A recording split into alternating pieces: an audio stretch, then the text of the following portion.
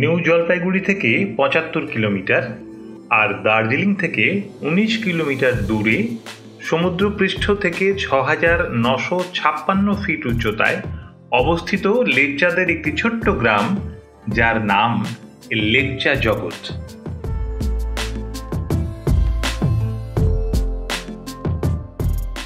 পাইনের জঙ্গলে ঘেরা, প্রাকৃতিক সৌন্দর্যে ভরা এক নিরিবিলি শান্ত গ্রাম এই লেপচা জগৎ।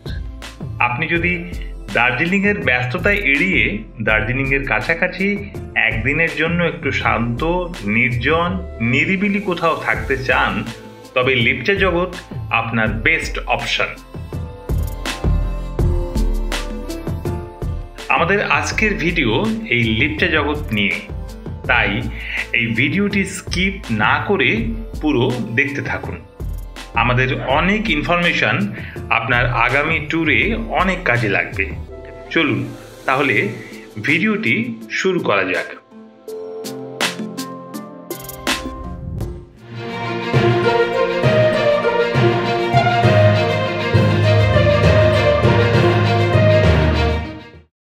প্রথমে বলি লেপচা জগৎ কি করে আসবেন।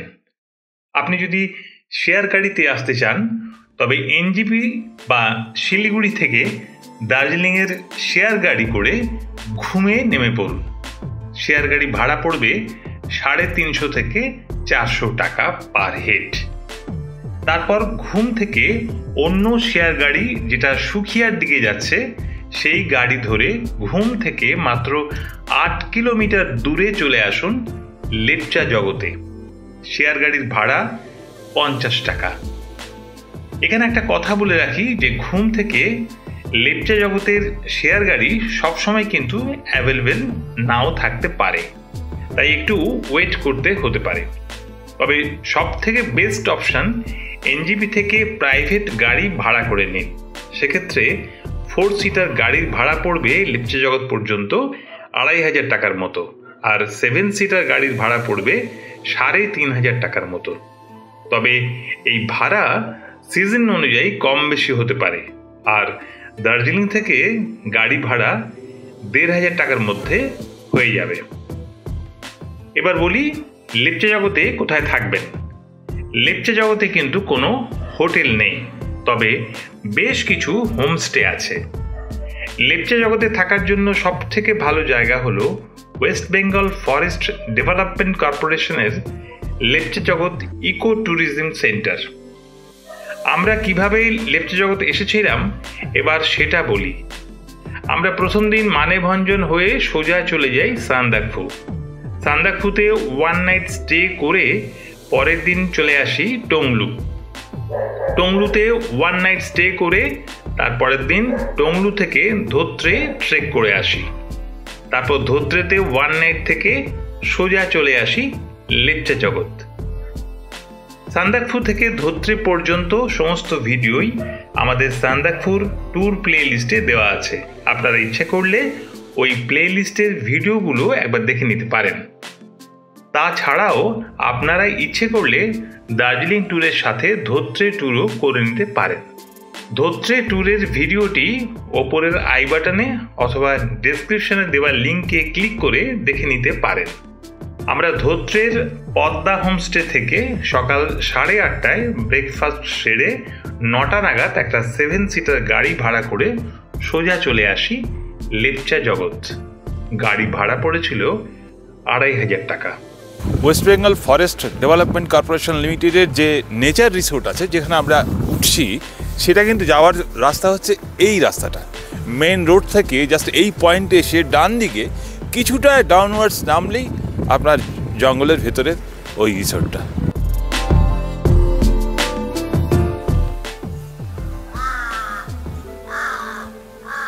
আমরা উঠেছি West Bengal forest development corporation লিমিটেডের লেপচা জগৎ নেচার রিসোর্টে।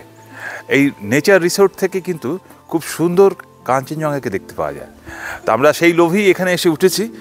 আমাদের সঙ্গে চলুন, এর ভেতরে রুমগুলো একবার আপনাদের দেখিয়ে দিই।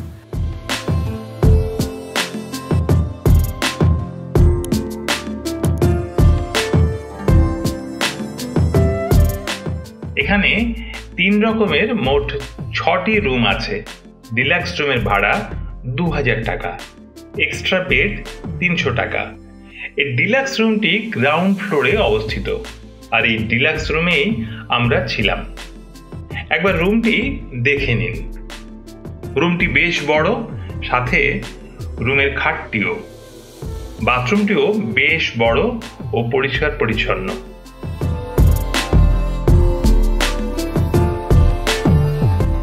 এখানে রুমের মধ্যে ফায়ার প্লেস আছে, যদিও এই ফায়ার প্লেস বর্তমানে অকেজ অবস্থায় আছে, কিন্তু তার বদলে রুম হিটার দেওয়া আছে।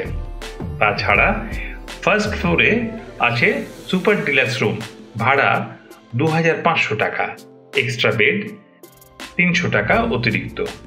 আর ভিআইপি রুমের ভাড়া 3000 টাকা, এক্সট্রা বেড নিলে 300 টাকা অতিরিক্ত। সব রুমের সাথেই 12% জিএসটি এক্সট্রা লাগবে।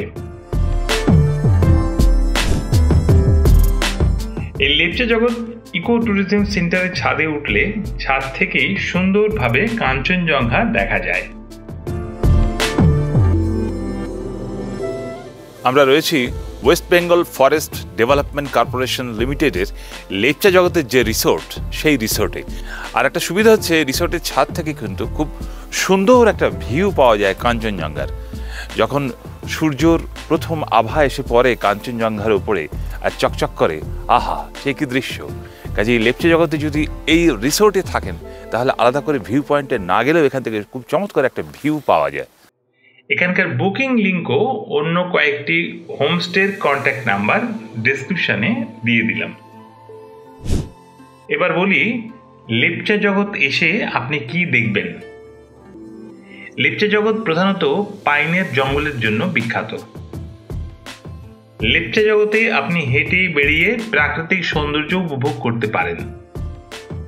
তাছাড়া এখানকার অন্যতম প্রধান আকর্ষণ হলো সানরাইজের সময় কাঞ্চনজঙ্ঘার মনোরম ভিউ। আজকে ধোত্রে থেকে এসে স্নান করে তারপর লাঞ্চ সেরে নিলাম।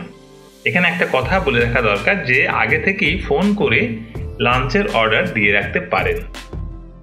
এবার বলি, লেপচা জগৎ থেকে আপনারা কি কি সাইট সিইং করতে পারেন। লেপচা জগৎ থেকে মাত্র 8 কিলোমিটার দূরে রয়েছে বিখ্যাত ঘুম মনাস্ট্রি ও বাতাসিয়া লুপ। তাছাড়া 5.5 কিলোমিটার দূরে রয়েছে জোরপোখরি লেক। জোরপোখরি লেক আমরা আগামীকাল এনজেপি ফেরার পথে দেখে নেব। আজকে লাঞ্চের পর আমরা একটা 7 সিটার গাড়ি ভাড়া করে ঘুমের উদ্দেশ্যে রওনা দিলাম। গাড়ি ভাড়া যাতায়াত 1500 টাকা। প্রথমেই চলে এলাম ঘুম মনাস্ট্রিতে। এই মনাস্ট্রিতে কোনো এন্ট্রি ফি লাগে না। এই ঘুম মনাস্ট্রি বা ইয়াগাচোলিং মনাস্ট্রির এক্সটার্নাল পার্ট 1850 সালে তৈরি হয়। এই মনাস্ট্রির অন্যতম প্রধান আকর্ষণ মনাস্ট্রির ভেতর 15 ফুট লম্বা বুদ্ধের মূর্তি। এই ঘুম মনাস্ট্রি থেকে হাঁটা পথে একটু দূরেই রয়েছে ঘুম বা দার্জিলিং এর অন্যতম আকর্ষণ বাতাসিয়া লুপ। বাতাসিয়া লুপের এন্ট্রি ফি 50 টাকা পার হেড। বাতাসিয়া লুপের ঠিক মাঝখানে রয়েছে ওয়ার মেমোরিয়াল, যেটা যুদ্ধে নিহত গোর্খা সৈনিকদের স্মৃতির উদ্দেশ্যে নির্মাণ করা হয়েছে। আকাশ পরিষ্কার থাকলে এখান থেকে কাঞ্চনজঙ্ঘা ও এভারেস্ট পরিষ্কার দেখা যায়। এখানে সময় কাটাতে আপনার খুব ভালো লাগবে। তাছাড়া এই বাতাসিয়া লুপের অন্যতম আকর্ষণ টয় ট্রেন। আমরা সন্ধ্যার ঠিক আগে এখানে পৌঁছেছি, আর তখনই বেশ কয়েকটা টয় ট্রেন এই বাতাসিয়া লুপ পরিক্রমা করে যায়।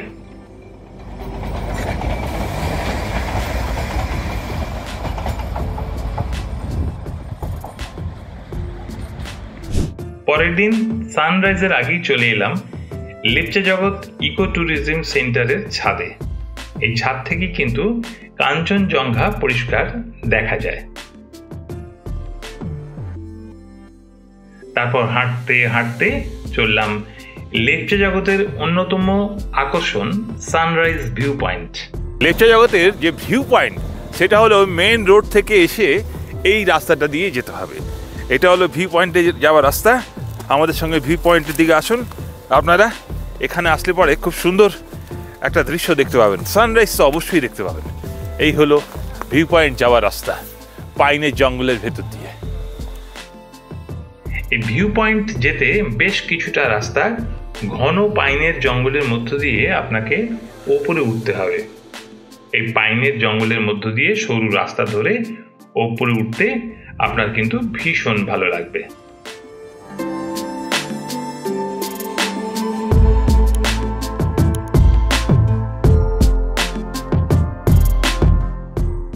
চলে এলাম ভিউ পয়েন্টে।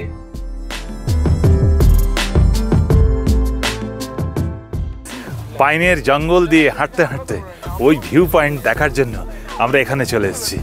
এইখান থেকে কিন্তু কাঞ্চনজঙ্ঘার অসাধারণ একটা ভিউ এবং সানরাইজ তো অবশ্যই। পাইনের জঙ্গল দিয়ে গুড়ি গুড়ি করে পায়ে এক পা দু পা করতে করতে একদম এই ভিউ পয়েন্টের কাছে। অসাধারণ একটা দৃশ্য। আজকে আকাশ খুব পরিষ্কার, তাই মন ভরে কাঞ্চনজঙ্ঘার রূপ দেখলাম আর দেখে সত্যি মুগ্ধ হলাম।